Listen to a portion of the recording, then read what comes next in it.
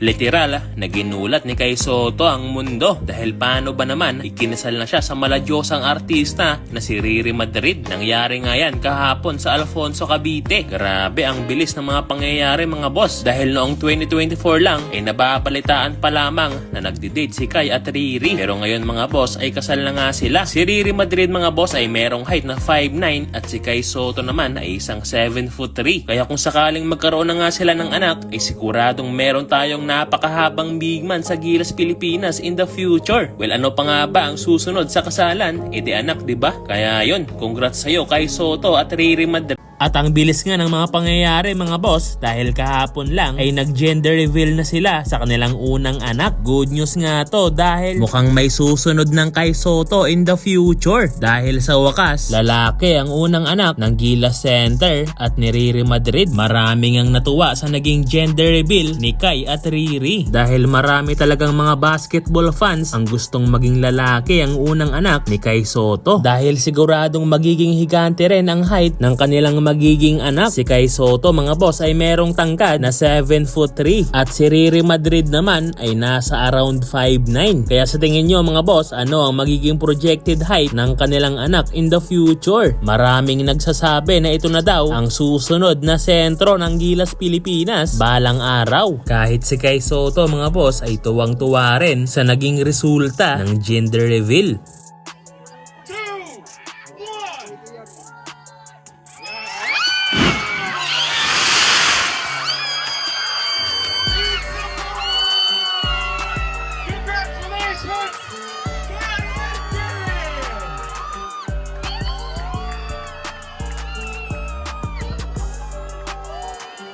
Congratulations, Team Boy!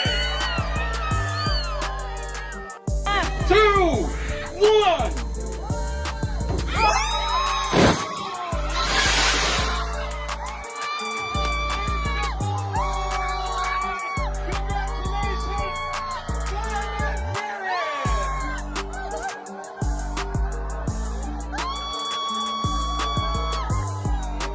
Congratulations, Team Boy!